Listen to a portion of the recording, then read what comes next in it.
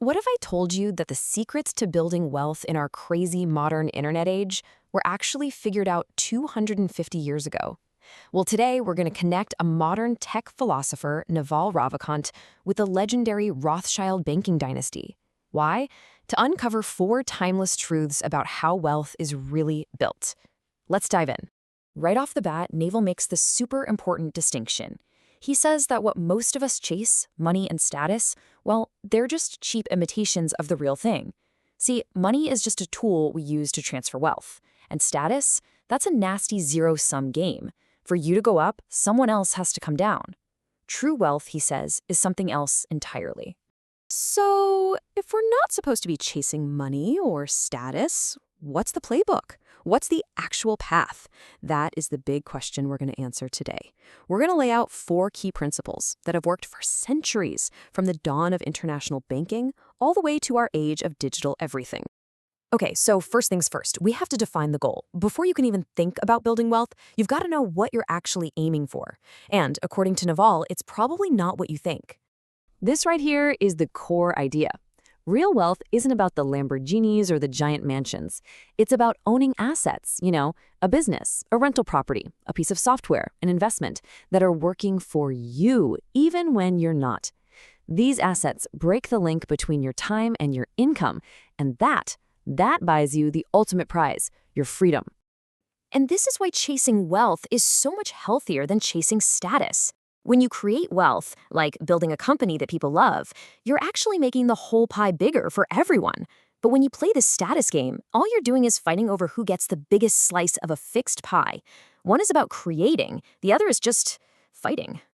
All right, so how do you even start building these assets? Well, it all begins with our first principle, developing what Naval calls specific knowledge. This is your unique edge. It's the kind of expertise that gives you an almost unfair advantage, mainly because it's something you could never learn from a textbook.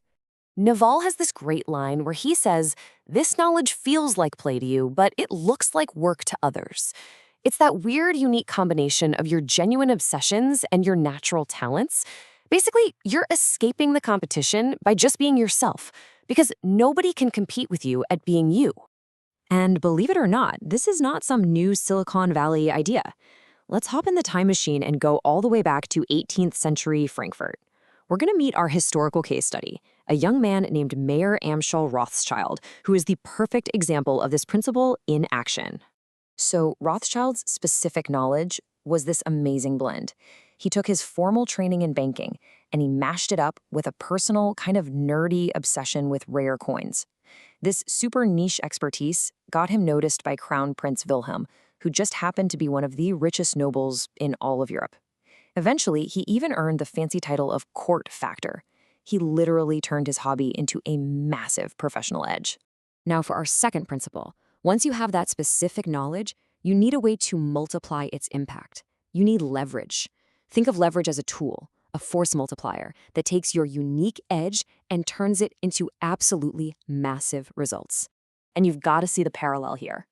Naval talks about modern leverage, stuff like writing code or creating media, things anyone can use to reach millions of people basically for free. Rothschild? He used the ultimate leverage of his time, people and money. Specifically his 5 sons, the capital from his royal patron, and the incredible high-trust family network he built. This right here was his master stroke of using labor as leverage.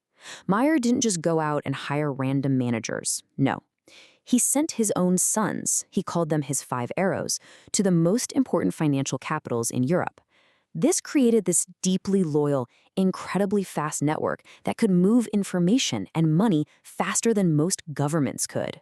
And he didn't send them off with just a pat on the back. He armed them with serious capital. When his son Nathan went to London, he started with £20,000, which back then was an absolute fortune. We're talking over $2 million in today's money. It was this combination of trusted people and huge amounts of capital that let them jump on opportunities no one else could even see.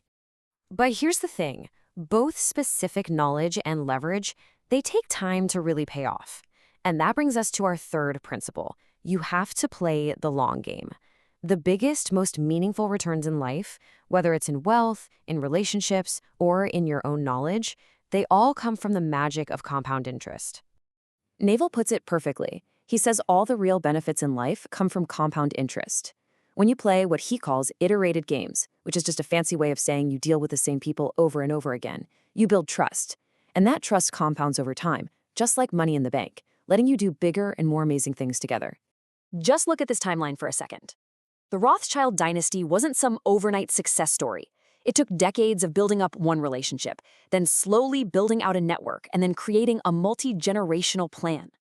Mayer Amschel actually died in 1812, but the long-term system he put in place meant the family's wealth would just keep compounding for generations to come. Okay, this all leads us to our final principle, and it's the one that kind of ties everything else together: accountability. This is all about taking risks under your own name. It means putting your reputation, your own skin, in the game. Now, accountability is a total double-edged sword. On one hand, yeah, it means you can fail, very publicly.